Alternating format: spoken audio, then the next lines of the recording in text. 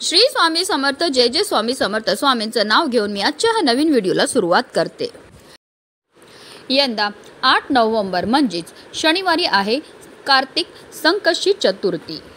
दर महिन्यात संकष्टी चतुर्थी ही येते। संकष्टी चतुर्थी ही गणपती बाप्पांना समर्पित आहे। जे लोक संकष्टी चतुर्थीच्या दिवशी पूर्ण नियमाने आणि योग्य विधीनुसार व्रत करतात त्यांना त्यांच्या मनासारखे फळ मिळते, तसेच जीवनात सुख शांती बुद्धी मिळते व सकारात्मक बदलही घडतात। संकष्टी चतुर्थीला शिव आणि सिद्ध योग तयार होत आहे। भद्रावास आणि शिववास योग देखील या दिवशी तयार होत आहे। या योगांमध्ये गणपतीची पूजा केल्याने भक्तांच्या सर्व इच्छा पूर्ण होतात, तसेच जीवनात आनंद आणि सुख समृद्धी वाढते। कार्तिक महिन्यातील संकष्टी चतुर्थीला विशेष महत्त्व आहे। या चतुर्थीला गणाधिप संकष्टी चतुर्थी असे म्हणतात। संकष्टी म्हणजे संकट दूर करणारी असे मानले जाते की या दिवशी उपवास आणि पूजा केल्याने जीवनातील सर्व प्रकारचे अडथळे आणि समस्या दूर होतात। गणपती बाप्पांच्या आशीर्वादामुळे घरात सुख समृद्धी आणि शांती वास करते। गणेशाला बुद्धी आणि ज्ञानाचे देवता मानले जाते। त्याची पूजा केल्याने ज्ञान वाढते। ज्योतिषशास्त्रानुसार जे लोक या दिवशी चंद्राला अर्घ्य अर्पण करतात त्याचे चंद्रदोष शांत होतात आणि त्यांना मानसिक शांती मिळते। नारद पुराणानुसार संकष्टी चतुर्थीच्या दिवशी संपूर्ण दिवसभर व्रत करावे, तसेच घरामध्ये पूजा केल्याने घरातील नकारात्मक प्रभाव दूर होतात। एवढंच नाही तर पूजेने घरातील सर्व अडचणी दूर होतात, घरामध्ये सुख शांती येते। संकष्टी चतुर्थीचे व्रत ज्यांनी केले आहे अशा लोकांनी चंद्रोदय झाल्यानंतर चंद्राचे दर्शन घ्यावे। संकष्टी चतुर्थीला चंद्रोदय जो आहे तो 8:41 होणार आहे। चंद्राला दुधाने अर्घ्य द्यावा, फुले वाहावी आणि त्यानंतर भगवान गणेशाची आरती करून त्यांना नैवेद्य दाखवून आपला व्रत हे सोडायचं आहे। धार्मिकदृष्ट्या हा दिवस अतिशय महत्त्वाचा असल्यामुळे या दिवशी काही प्रभावी उपाय आणि सेवा देखील केल्या जातात। आणि म्हणून संकष्टी चतुर्थीच्या दिवशी तुम्ही व्रत नाही केलं तरीही चालेल, पण इथे अर्पण करा फक्त एक सुपारी। ही सुपारी अर्पण केल्यामुळे आपल्याला सर्व कामामध्ये यश तर प्राप्त होणारच आहे, पण आपल्या 7 पिढ्यांचं दारिद्र्य नष्ट होऊन आपले कितीही कठीणातील कठीण इच्छा ही साक्षात गणपती बाप्पा पूर्ण करणार आहेत। तर हा सुपारीचा उपाय आपल्याला कसा करायचा आहे, कोणत्या वेळेत करायचा आहे त्याबद्दल सविस्तर आणि महत्त्वाची अशी माहिती मी तुम्हाला या व्हिडिओमध्ये देणार आहे। तर व्हिडिओ पूर्ण पहा आणि जर चॅनलवर नवीन असतील तर चॅनलला सबस्क्राईब करा आणि शेजारी बेल आयकॉन सुद्धा प्रेस करा, जेणेकरून तुम्हाला माझ्या नवनवीन व्हिडिओचं नोटिफिकेशन हे मिळत राहील आणि तुम्ही एक पण व्हिडिओ मिस करणार नाही। कमेंटमध्ये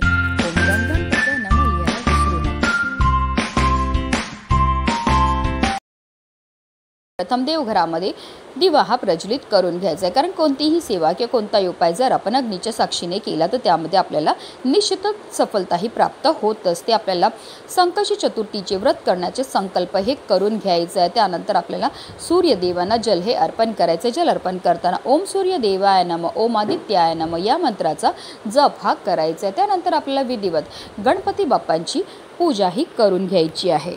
आता जर तुमच्याकडे गणपती बाप्पांचा फोटो असेल तर स्वच्छ पुसून घ्या। आता मूर्ती असेल तर त्यांना तुम्हाला तामणामध्ये घ्यायचं आहे आणि त्यांच्यावर आपल्याला जलाभिषेक किंवा पंचामृताने अभिषेक हा करायचा आहे। 11 पळी पाणी आपल्याला गणपती बाप्पांवर अर्पण करायचं आहे। प्रत्येक पळी पाणी अर्पण करताना आपल्याला ओम गणगणपते नमः या मंत्राचा जप करायचं आहे, की अगदी तुम्ही गणपती अथर्व शीर्षमचं पठण सुद्धा करू शकता। त्यानंतर गणपती बाप्पांच्या मूर्तीला आपल्याला स्वच्छ पुसून पुन्हा त्यांच्या स्थानावर ठेवायचं आणि हे जे तीर्थ आहे ते आवर्जून आपल्याला आपल्या मुलांना प्यायला द्यायचं। असं केल्यामुळे आपल्या मुलांच्या बुद्धीमध्ये वाढ होते। आता गणपती बाप्पांना आपल्याला हळद कुंकू अक्षदा धूपदीप अगरबत्ती दाखवून घ्यायचे, जास्वंदीचं फूल अर्पण करून घ्यायचे। त्याचबरोबर आवर्जून आपल्याला 21 दुर्वांची जुडी सुद्धा अर्पण करायची। ही जुडी अर्पण करताना आपल्याला आपल्या मनातली इच्छाही व्यक्त करायची। असं केल्यामुळे आपली कितीही कठीणातील कठीण इच्छाही गणपती बाप्पा पूर्ण करतात। त्यानंतर आपल्याला गणपती बाप्पांना नैवेद्य सुद्धा दाखवायचा। तर तुम्ही मोदकाचा नैवेद्य दाखवू शकतात किंवा अगदी तुम्ही गुळ खोबऱ्याचा नैवेद्य दाखवला तरीही चालणार आहे। त्याचबरोबर आपल्या मुलांकडनं सुद्धा आपल्याला काही सेवा ह्या करायच्यात। मुलांच्या हाताने आवर्जून गणपती बाप्पांना जास्वंदीचं फूल दुर्वाची जोडी ही अर्पण करायला लावायची। त्याचबरोबर ओम गणगणपते नमः या मंत्राचा मुलांकडनं 108 वेळा जप हा करून घ्यायचं आहे। त्याचबरोबर जर मुलं मोठी असतील तर त्यांच्याकडनं गणपती अथर्व शीर्षमचं सुद्धा पठण करायचं आहे। आता त्यांना बोलणं शक्य नसेल तर तुम्ही म्हणा, त्यांनी श्रवण केलं तरीही चालणार आहे। या सेवा केल्यामुळे आपल्या मुलांवर गणपती बाप्पांची कृपा होते, ज्यामुळे त्यांच्या जीवनामध्ये त्यांना भरभरून यश प्राप्त होतं. आता या सर्व सेवा करून झाल्यानंतर आपल्याला गणपती बाप्पांची आरती करून घ्यायची आहे.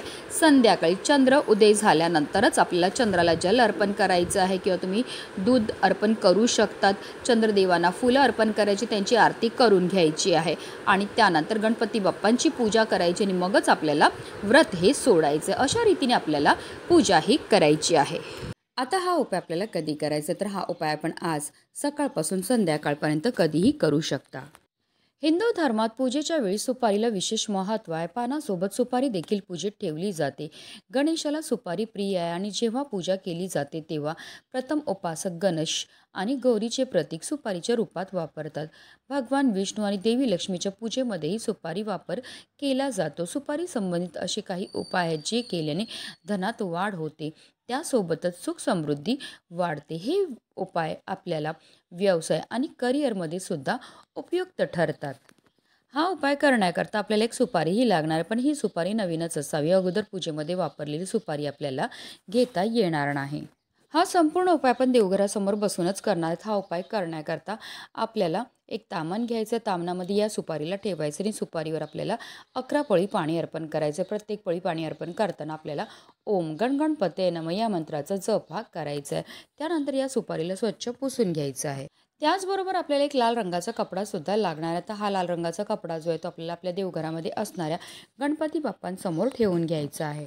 आता देवघरामध्ये आपल्याला आसन घेऊन बसायचे आणि ही सुपारी जी आहे ती आपल्याला उजव्या हातामध्ये घ्यायची आणि काही सेवा ह्या करायच्या आहेत. आपल्याला 11 वेळा गणपती अथर्व शीर्षमचं पठण करायचं आहे. जेव्हा आपण गणपती अथर्व शीर्षमचं पठण करणार असतील तेव्हा आवर्जून आपल्या मुलांना सुद्धा बाजूला बसवायचं. त्यांनी श्रवण केलं तरीसुद्धा त्याचा खूपच लाभ हा प्राप्त होत असतो. 11 वेळा गणपती अथर्व शीर्षमचं पठण करून झाल्यानंतर 1 वेळा आपल्याला फलश्रुतीचं पठणसुद्धा करायचं आहे. फलश्रुतीचं पठण केल्यामुळे आपल्याला केलेल्या सेवेचं त्वरित फळ हे प्राप्त होत असतं. त्याचबरोबर आपल्याला 108 वेळा तुम्हाला जो पण गणपती बाप्पांचा मंत्र येतो, जसं की ओम गण गणपते नमः किंवा ओम श्री विघ्न हरताय नमः, या मंत्राचा जपसुद्धा करून घ्यायचा आहे. या दोन्ही अतिशय उच्च कोटीच्या सेवा आहेत. या सेवा केल्यामुळे आपल्यावर फारच लवकर गणपती बाप्पा प्रसन्न होतात. आता या सुपारीवर आपण सेवा केल्या त्यामुळे ही सुपारी जी आहे ती अभिमंत्रित होते. आता अशी ही अभिमंत्रित सुपारी जो आपण लाल रंगाचा कपडा गणपती बाप्पांसमोर ठेवला आहे त्यावर अर्पण करायची आहे. आता या सुपारीला आपल्याला हळद कुंकू अक्षदा अर्पण करून घ्यायचे आणि त्या लाल रंगाच्या कपड्यामध्ये त्या सुपारीला बांधून त्याची एक पोटलीही तयार करून घ्यायची आहे. संपूर्ण दिवसभर ही पोटली आपल्याला गणपती बाप्पांच्या चरणावरच ठेवायची आहे. संध्याकाळी गणपती बाप्पांची पूजा करून झाल्यानंतर, देवपूजा करून झाल्यानंतर आपल्याला ही पोटली तिकडनं उचलायची आहे आणि त्यानंतर एक तर ही पोटली तुम्ही तुमच्या पाकिटामध्ये ठेवू शकतात किंवा तुमच्या घरामध्ये जिथे तुम्ही धन ठेवतात तिथे ठेवू शकतात. जेव्हा ही अशी अभिमंत्रित पोटली आपण आपल्या घरामध्ये किंवा आपल्या पाकिटामध्ये ठेवतो तर त्यामुळे आपलं पाकिट कधीही रिकामी राहत नाही. आपल्या घरामध्ये धन येण्याचे अनेक मार्ग हे मोकळे होतात. आपल्या घरावर कायम माता लक्ष्मीची कृपाही होत असते. लक्ष्मी प्राप्ती करता, कर्जमुक्ती करता, इच्छापूर्ती करता सर्वात प्रभावी असा हा उपाय मानला जातो.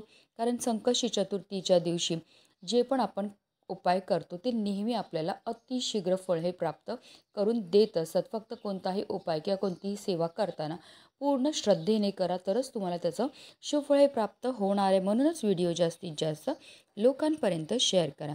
गणपती बाप्पा मोरया, मंगलमूर्ती मोरया.